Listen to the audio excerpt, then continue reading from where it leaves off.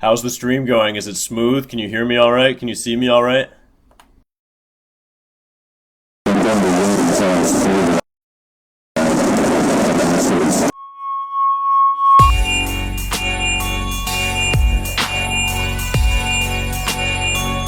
You can't hear anything. Okay, that's a problem. Let me see if I can hear my...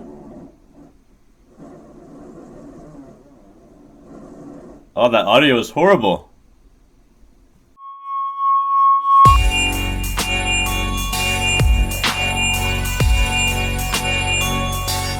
I'm going to operate on the assumption that you didn't hear anything that I said before. So, happy Saturday. It is March of 2017, which means that we're 3 months into 2017.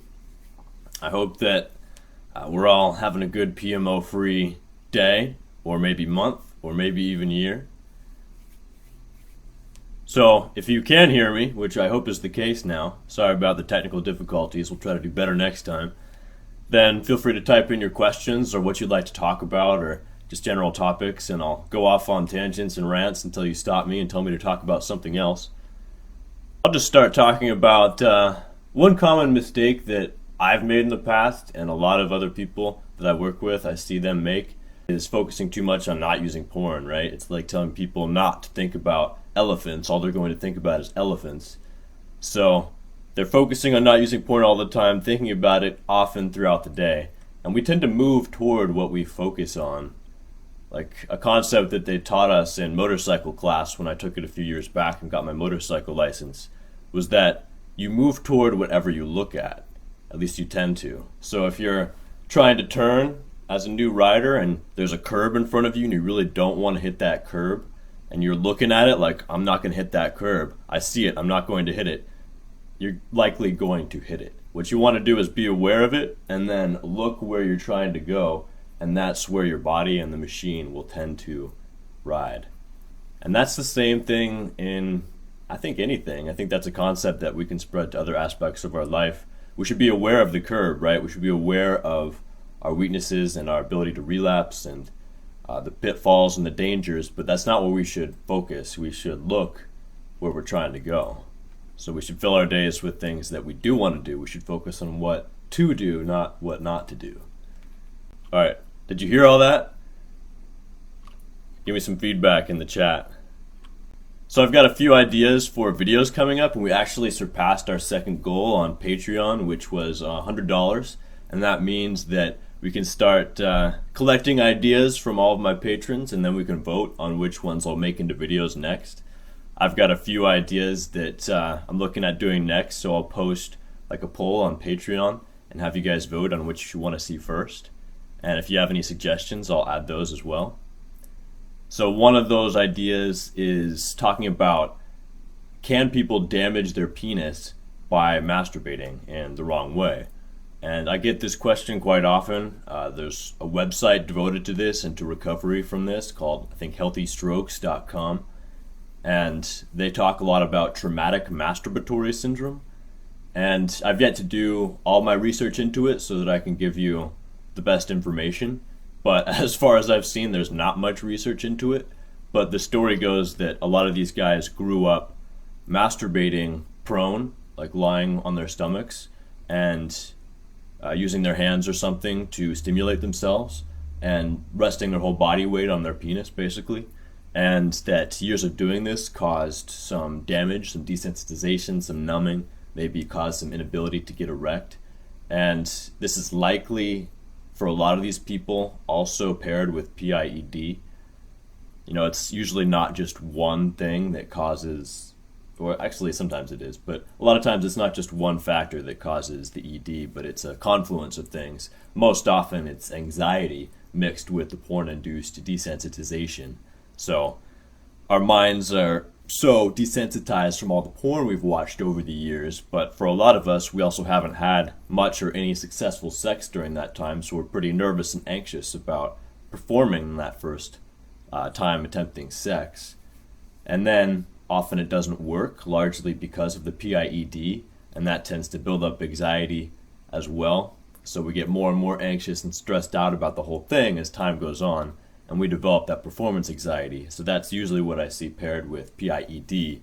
And for a lot of guys, even after they reboot and their brains and their sexual response systems are sensitive enough that they should be able to have sex, they still aren't able to because they have a lot of anxiety and stress surrounding the act of sex. So instead of being in the moment and focusing on her and how wonderful this whole experience is, instead they're all up in their head thinking, is this going to work this time? What can I do to make this work? They're focusing on their penis. They're wondering, even if they're hard, like how long will this last? Oh, I'm worried about getting it in fast before it dies down. And all that worry and anxiety really blocks up their arousal. So that's what I usually see paired with PIED. But as far as traumatic masturbatory syndrome, I'm also going to talk about Peyronie's in that video, Peyronie's disease, which is kind of interesting and kind of scary. It's when there's a collection of a buildup of scar tissue in the penis for some reason or another, infection, injury. Sometimes it just seems random and people don't know why it happens. And that scar tissue causes that part of the penis to be less elastic, less able to stretch. So when they get an erection, there's like a bend in the penis, and it might even occlude the ability to get an erection fully. For some of these people, it's minor enough that they're still able to have sex, and it's just an inconvenience. For some people, it's more extreme, and it can be painful, and it can also impede their ability to have sex because it's too bent, it's too painful, it impedes erection. So, you said you've got a question, but I don't see any question popping up. Hopefully my chat isn't frozen. But yeah, type in your questions whenever you think of them. But one common thread I see through all my clients who have Peyronie's is that they use porn and masturbated to porn to the point where they had PIED and they couldn't even get fully erect to pornography, but they continued to masturbate with partial erections and forced themselves to reach orgasm with partial erections. And it's known in my research, I found that that can be one cause of the injury that leads to that buildup of scar tissue, is masturbating or attempting sex or vigorous sex with only a partial erection. Because the penis, when only partially erect, isn't as durable, isn't as strong as it is when fully erect. So one thing I highly recommend is not masturbating when you can't get a full erection, because I've seen it too many times now result in Peyronie's, which I don't know how often it is that it does result in Peyronie's, but it's kind of scary enough that I would recommend not masturbating with a partial erection and waiting and letting your sexual response system heal, at least to the point where you can get fully erect before you masturbate. And for some people who get Peyronie's, it goes away on its own, and there are a couple of treatment strategies that are also open to them, but for some people it can last for years. What other people on YouTube that talk about porn have you talked to personally? And also, would you like to recommend people to check out? Yeah, it's a pretty small industry of people who talk about pornography use and talk about their penises and how they had PIED.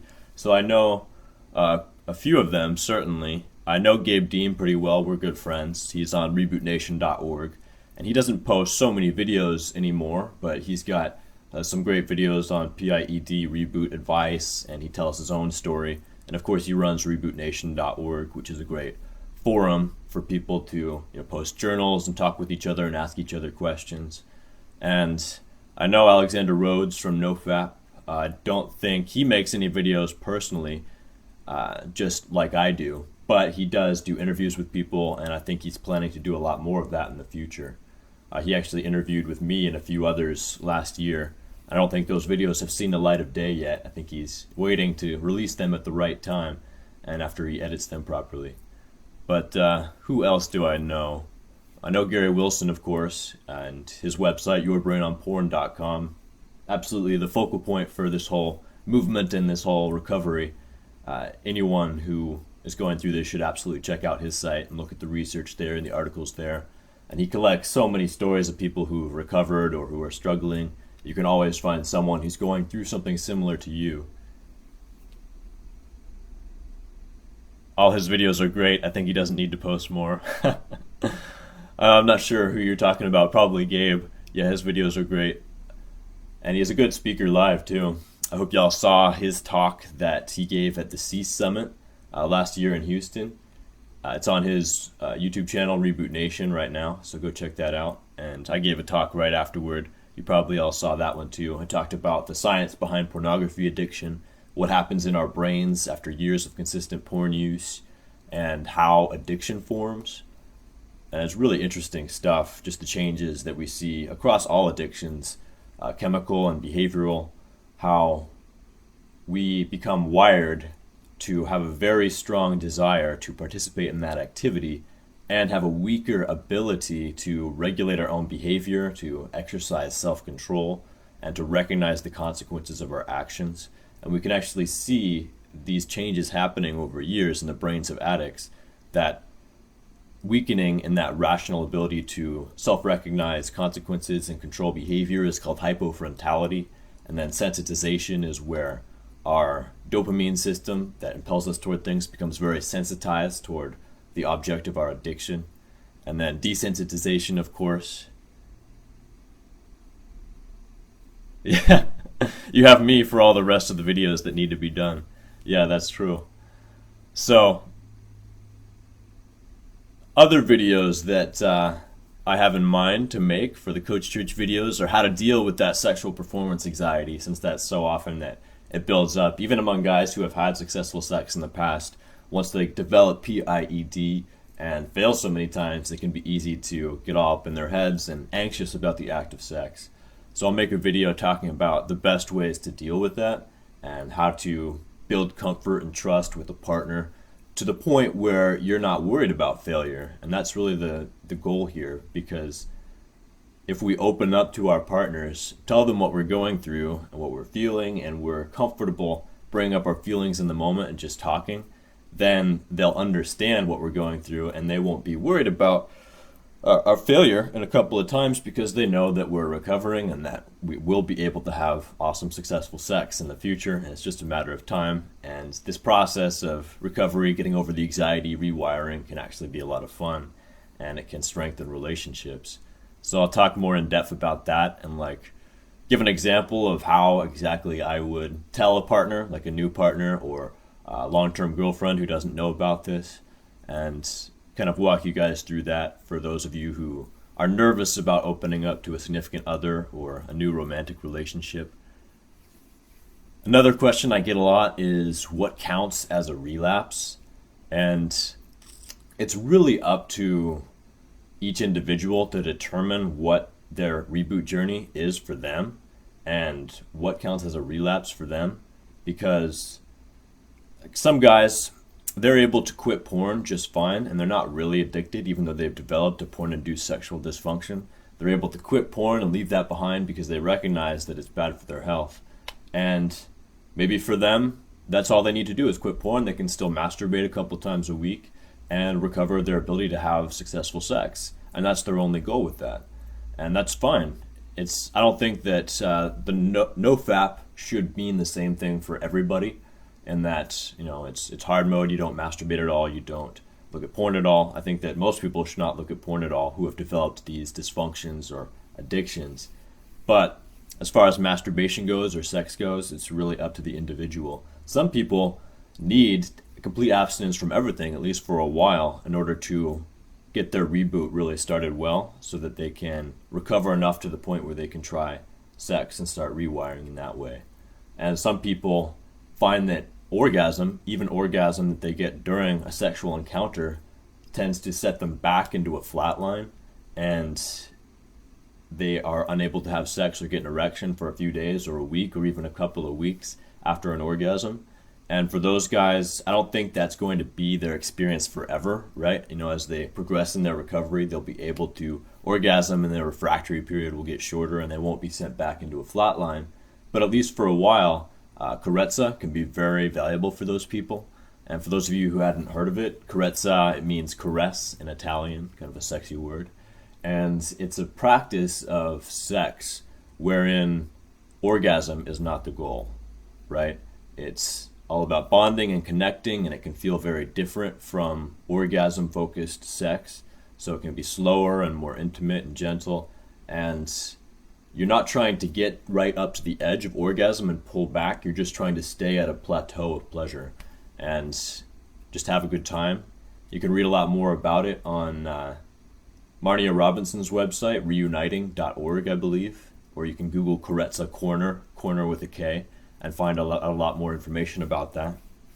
And even couples who aren't dealing with porn problems or porn-induced ED can really enjoy Carezza. I've tried it, off and on myself, and afterwards you still feel really energized, and you won't feel if you tend to feel like you've lost energy or lost vitality after orgasming, then this can be a really good thing for you because you'll still feel full of that masculine energy. Is it normal that I start watching porn and in the end switch to safe for work celebrity pics to finish? Yeah, it's not abnormal. I think that there can be a variety of reasons for someone doing that. I don't know your situation, but if this was me, I would probably do that because in the beginning, I'm still addicted to porn and I'm craving that pornography, and so I pull it up, and really what I'm addicted to is the novelty, right? And just seeing those images. I'm not addicted to orgasming to those images. So if I was doing this in this pattern behavior, I'd pull up the porn, and then as the high kind of wore off as I was watching the porn, I would kind of start kind of coming to my senses and realize that I didn't want to orgasm to this because I remembered how bad I felt in the past orgasming to porn. Like right after the orgasm, I'd feel a lot of guilt and shame because I knew this wasn't something that I wanted to do and it was getting in the way of my progress. So, but my body would still feel like it wanted to orgasm, so to make myself sort of feel better about it, I would switch to safe for work celebrity pictures perhaps, and finish to that so that I didn't get as bad of a feeling from finishing to porn. At least, I exercise some self-control, make myself feel a little better. So yeah, I would say that that's a pretty normal thing to do. Oh, how's the word I'm talking about spelled Carezza? It's Karezza.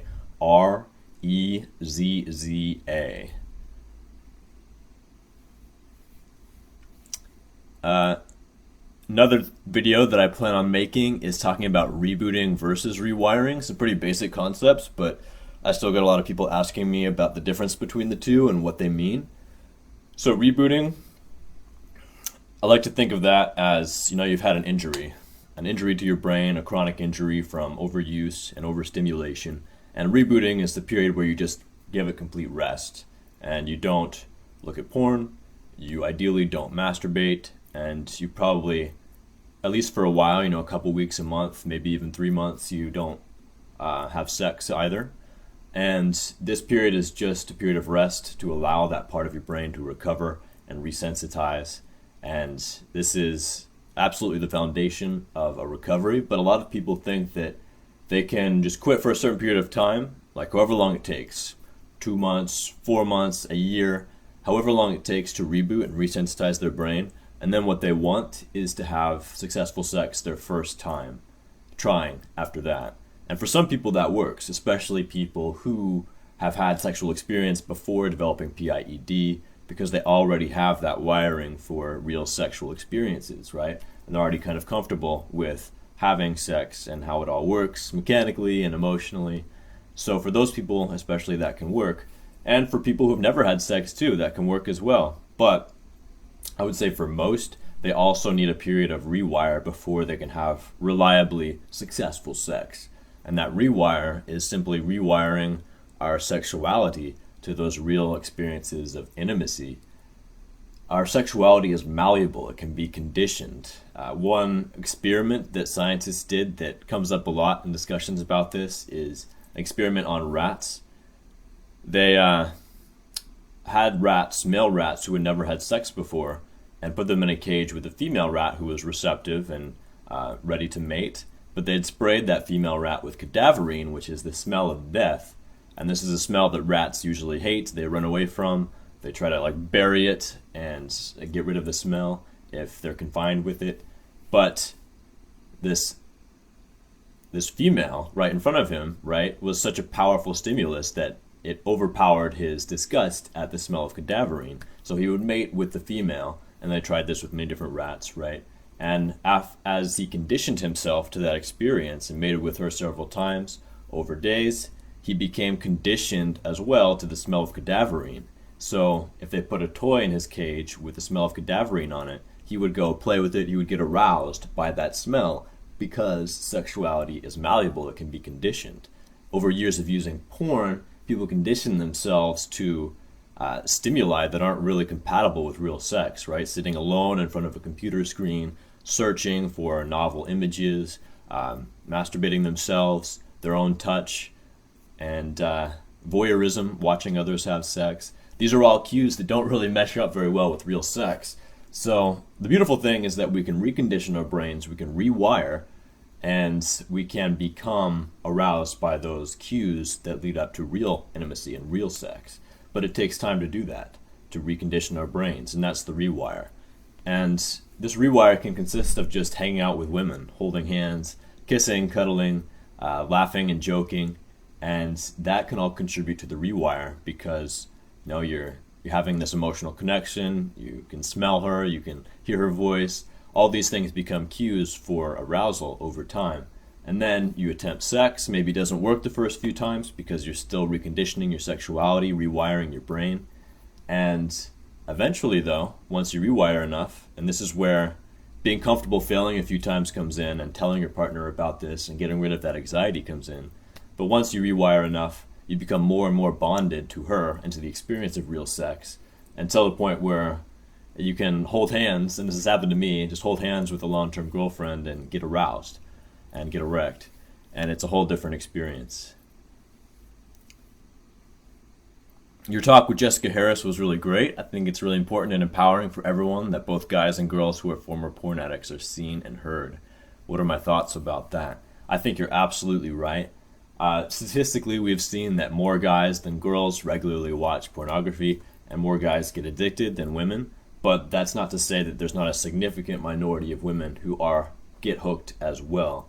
And for a lot of them, it can be worse because their natural biological refractory period after orgasm is lesser than a man's. So, a guy can push through an orgasm and find new material to get himself aroused again and maybe, masturbate to orgasm twice or three times in a row. But a woman has a much higher ability to do that and can just masturbate and orgasm for hours on end watching pornography. So for some women, they get caught in that cycle, and it can be even more damaging for them than it is for a lot of the guys who are addicted.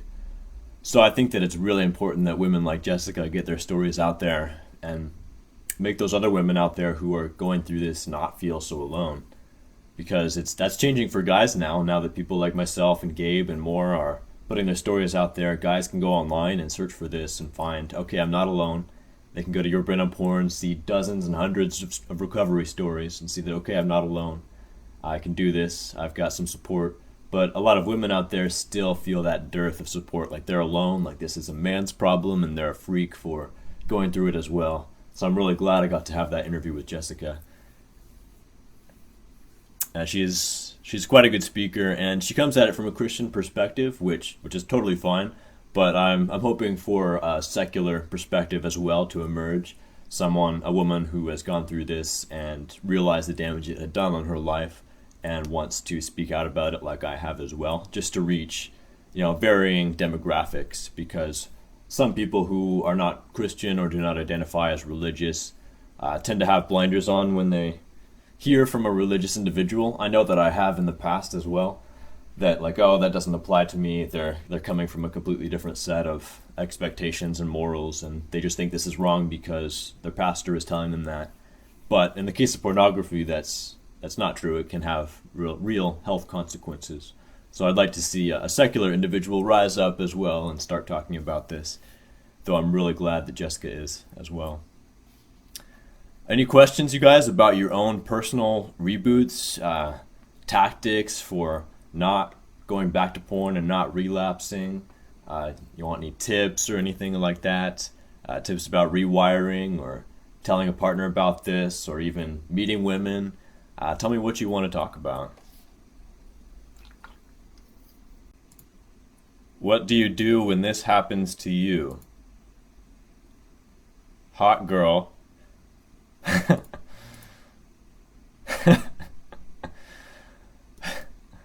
Okay.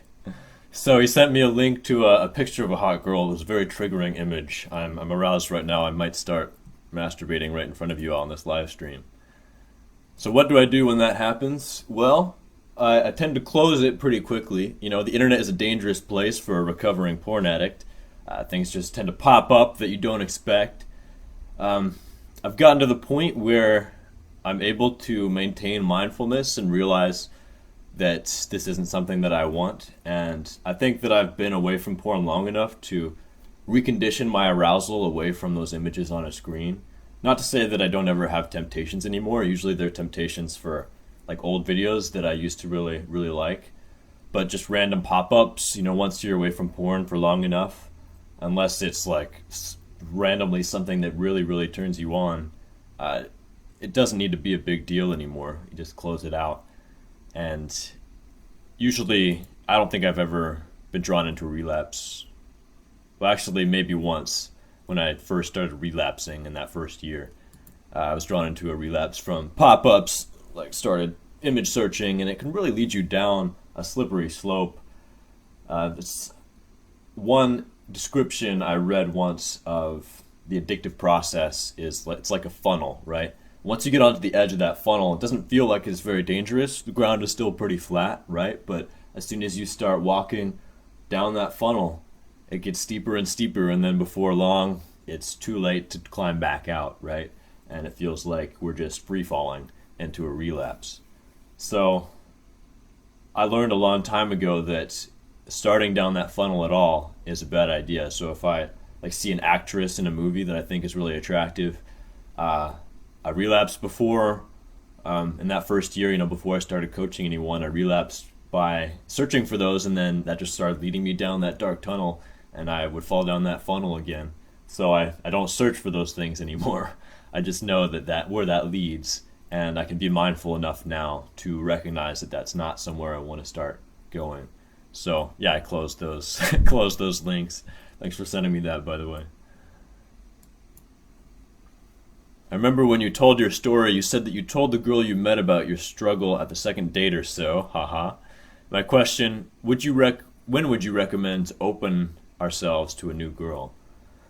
So that's a good question. I would say that the perfect time to do it is after you've had probably at least one or two dates and you already know that you're attracted to each other and you know that you're interested in each other. And you've started kissing and cuddling and holding hands and stuff, and you're starting to get physical a little bit.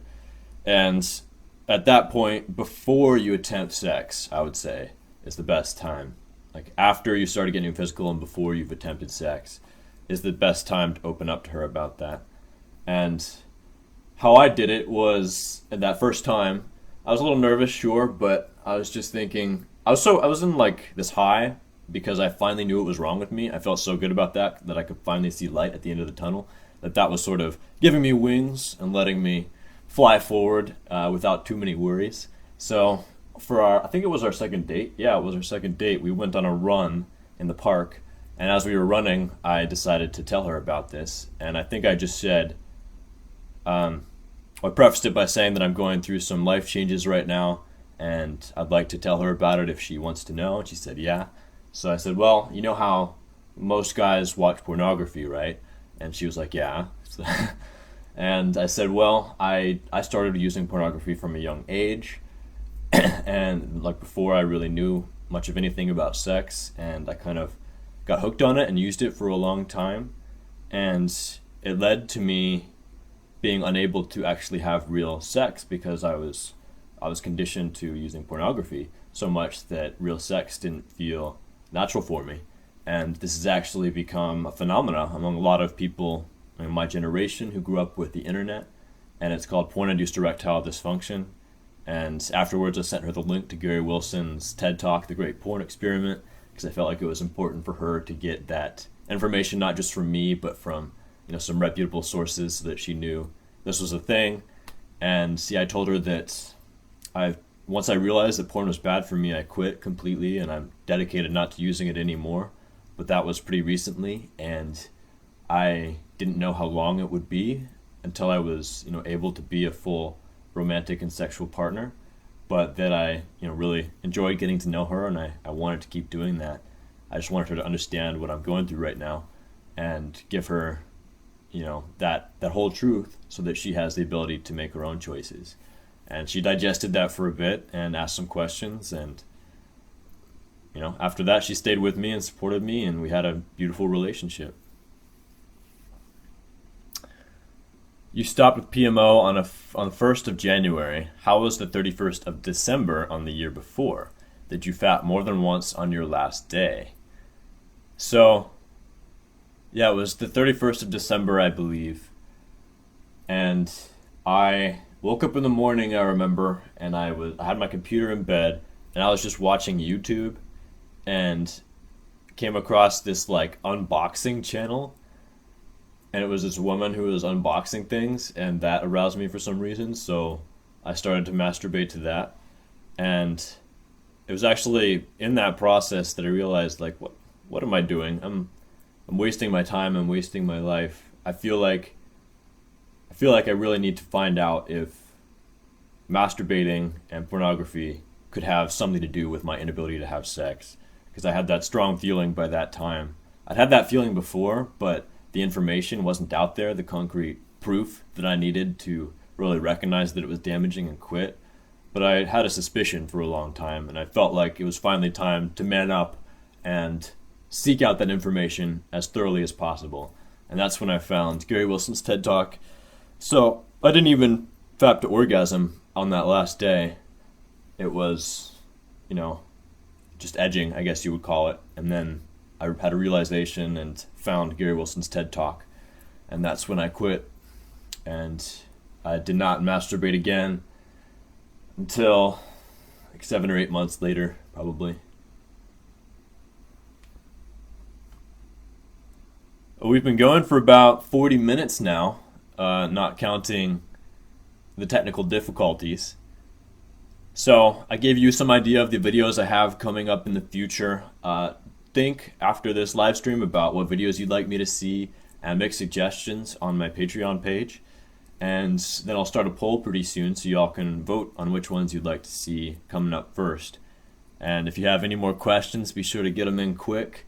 I'm going to end this first live stream pretty soon, I think. Non-porn question. Are you vegan? You talked about vegan health lately. Yes, I've been vegan for about 7.5 years now. That sounds long. It doesn't feel like it's been that long, though it does feel like I've been a vegan for a long time. But it started back in 2009, 10-ish. And I had a girlfriend who was vegetarian for a while, and I didn't switch while we were dating. It was actually after we broke up that I decided, maybe this is something to look into, because I'd always been interested in what was the healthiest diet, what diet would make me least likely to get sick and have the best athletic performance and all that stuff. So I started doing research and found that plant-based diet has a lot of research backing up that it is the healthiest diet. So I decided just to not believe it on face value and try it for myself, see how I felt. So I went vegetarian for about a week, and I was still eating eggs, though I had not eaten dairy for a long time because I thought dairy was kind of gross, that it's like milk that comes out of a cow's udder. It kind of grossed me out for a long time. But so I went vegetarian for a week and then decided, well, I'll just cut out eggs and give this experiment 100% commitment to see how it goes. So I went 100% vegan after that and I felt great. Like my athletic performance, I felt like I could run farther and lift more, and I felt clearer. Like I would always have a lot of congestion usually in my nose, and after I was vegan for a while, that sort of cleared up. And I can breathe a lot better now than I could when I was eating animal products. So I started it for health reasons, and I think I had in February, like a couple months after I went vegan, I had some steak fajitas just to see, is this something that I can live without forever? And I ordered some steak fajitas at my favorite Mexican restaurant, and they brought the dish to me, and I ate it, and it was delicious, but I realized that all the flavors that I really liked were the spices and the beans and stuff, and the actual meat itself wasn't something that I needed. So I decided, I can do this. And that was 7 years ago. So here I am now. And after a while, I started to see more reasons to be vegan. not just for my own health, but once I stopped eating animals, I realized that, hey, if we don't need to do this and it's actually hurting us, like hurting our health to do this, then why are we hurting these animals and like enslaving them? And like just in this country alone, we kill 10 billion land animals every year. And that seems like such a horrific waste, especially since growing these animals and feeding them crops that we grow first is very environmentally damaging.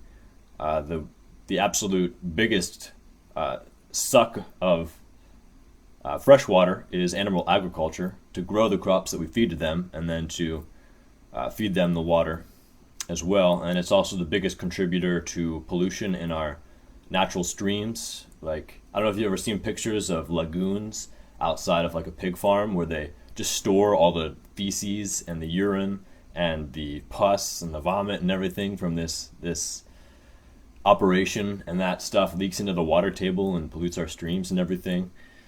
And it's also the biggest contributor to greenhouse gases. The United Nations found that several years ago. You can watch Cowspiracy about the environmental impacts. So yeah, it just seems like the future to me. It seems like the best choice for myself and for the world. And I hope that a lot more people will be converting over to veganism in the near future. We've doubled, I think, in the past 10 years or so. And in some countries, it's really taken off even more than in the US. Like in Israel, I think they're up to like 10% vegans or something like that. What does your daily life consist of as an atheist non-fapper? Well, I like to get up pretty early, work out, take a cold shower, write in my journal a little bit, meditate maybe a little bit. I've gone off and on with the meditation, but I'm getting back into it. And have a big smoothie. Some days I work construction, so this isn't my only job, coaching people. Other days I dedicate to coaching people and making videos and stuff. In the summertime, I'm a wildland firefighter, so we get called out when the federal institutions run out of resources on their own. I work for a private contractor, so I'm a squad boss on a 20-man crew, and we go out and put out wildfires. So hopefully, it's my goal to build this business up enough and get enough Patreon support and enough coaching clients and group coaching, especially focusing on that right now. Hope that'll grow a lot to the point where I can leave behind firefighting, sort of retire from that and do this throughout the summers. Because when I go firefighting, I miss a lot of the best riding weather, and motorcycling is one of my favorite hobbies, so I miss a lot of the best riding days when I go out firefighting. So I'd like to retire and ride a lot more. Retire from that, not retire from everything. What else do I do throughout the day? Visit friends, go out, and sometimes I like to go to coffee shops to work so I can just meet random people while I'm there, maybe. If I see an attractive lady, I can meet her.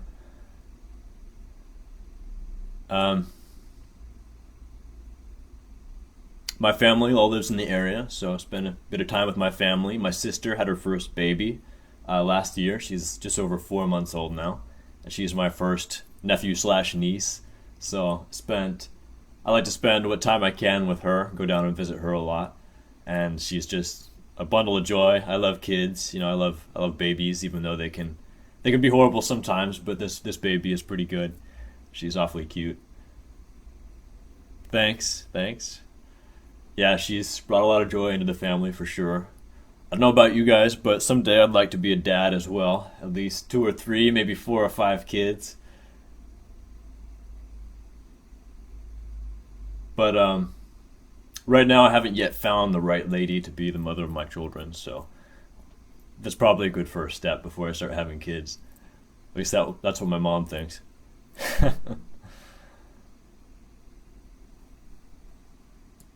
He says this would be easier to ask talking, but here goes. I'm so excited for this question.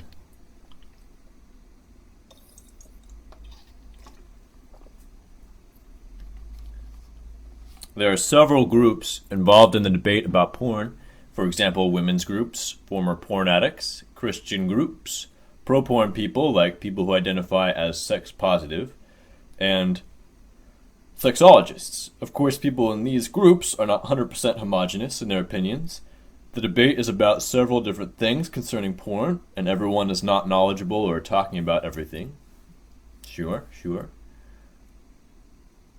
Yeah, for a long time, the anti-porn movement was primarily made up of two groups, I think: religious individuals and organizations, and feminists.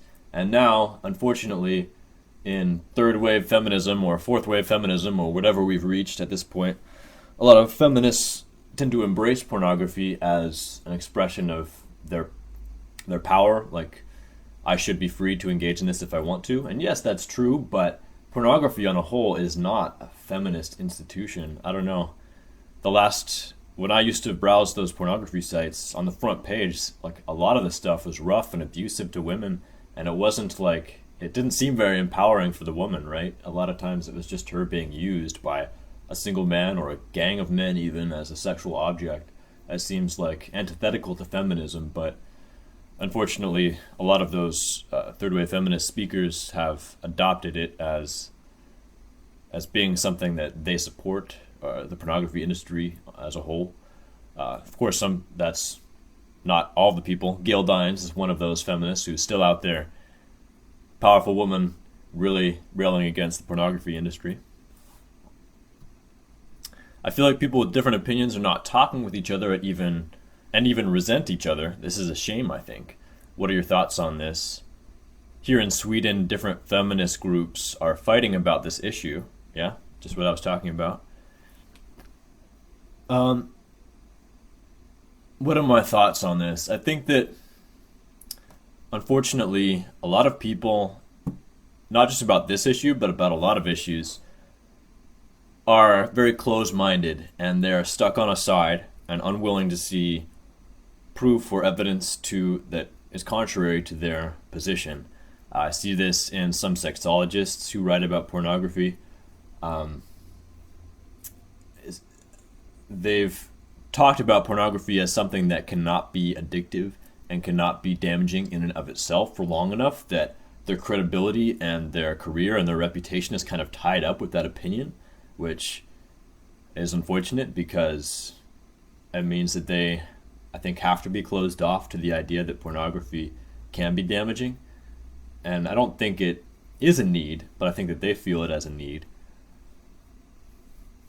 I am probably a bit closed-minded as well. I mean, I think we all have to struggle with our own biases and recognize them, because I've seen the damaging effects of pornography on my own life and on the people that I work with. And for sure, that is a slice of the population as a whole that is probably giving me a not complete view of how pornography affects society, right? Because the people that I interact with most are the people who have the most problems with porn. So to my limited perspective, it seems like porn is a huge problem that everyone struggles with.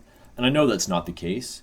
It's hard to really know what percentage of the population struggles with things like PIED or pornography addiction.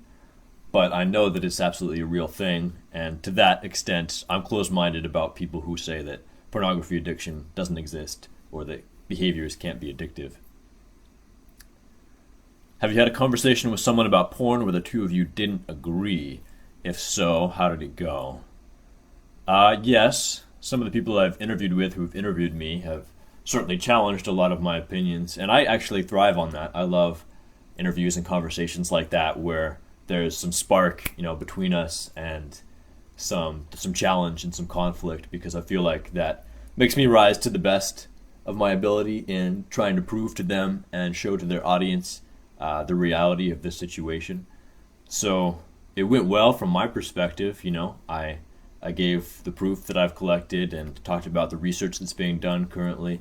But certainly some people out there that I've talked to still think that porn is no big deal, and that to call it an addiction or a public health crisis is going way overboard, and crying wolf, for example, as a way of saying it. And I think that we have to be careful in using statistics and numbers and make sure that those statistics are reliable. Like, we can cherry pick our studies and say, like, 86% of men are addicted to pornography or something like that. Not that that number exists, but just as an example. And I think we have to be careful about that, because statistics only reflect reality as far as those studies were designed. I didn't say that sentence very well, but you know what I mean. Like, studies can be designed well and interpreted well and really reflect reality to, I think, a reliable degree, but a lot of them aren't. And a lot of them can be misinterpreted, especially by the media. From 1 to 10, how would you rate your life being porn and fap-free? And how was it before? Well, before, it was probably like, it's hard to just rate your life in a general way, but I would say like a 4, probably. Like, I still had my health, right? I had all my limbs. I wasn't homeless. I didn't have something in my life that I was really passionate about, and I had this huge looming darkness concerning sexuality and my shame about being sexually broken that was really getting in the way of my happiness, I would say. Now, I would say I'm like at a 7 or an 8, right? If I was at a 10, I feel like I would just be blissfully happy all the time and not be driven to grow and change and build. So at a 7 or an 8, I'm not wholly satisfied all the time.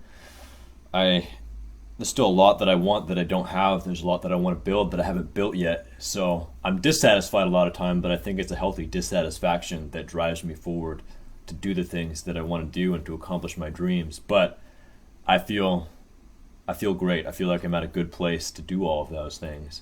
Like, I have the focus and the energy and the ambition. I still have my health, and now I have my sexual health as well. And I'm open to connecting with women and having those relationships, and I don't worry about them going wrong. I have a lot less worry in general, I think. I still worry about money, but I have a lot less worry about sexuality, certainly, and a lot less worry about social situations. I'm much more confident in those situations, and I care a lot less about how I come off to people, right? I still try to be the best I can and do well for people, but I'm not thinking about their perspective of me. I'm just thinking about my perspective of me and doing the best that I can in my own life, and not being afraid to be silly or take risks, because I know that that's what we have to do to have fun and be successful in this life, and that failure isn't a bad thing. It's a good thing because it teaches us and it allows us to become better. And at that 7 or 8 level that I'm at now, I'm comfortable with that, and that's pretty awesome. Yeah, sometimes I fear to talk about porn addiction or PIED because I feel like for people, these can't exist because porn is healthy. Yeah, I hear you. And I think it's important, though, to open up that conversation. And you don't have to come into it thinking, I have to convince this person. You can just ask questions and try to get a feel for their beliefs and what they're basing that opinion on. And then share some resources that you've found, like yourbrainonporn.com, or you can watch Gary Wilson's TED Talk together or something like that. And try not to think of it so much as it's me versus them in a lot of those situations, and more just like, what can we learn from each other? And if you genuinely try to learn from them, I think that they'll recognize, oh, this person's open to hearing about my perspective. I should be open to hearing about theirs too.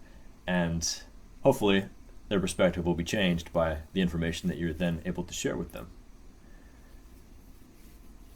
You're welcome for the live stream. I'm glad you learned a lot in the hour. All right. Yeah, I think we've been going for over an hour now, so I'm going to end it here.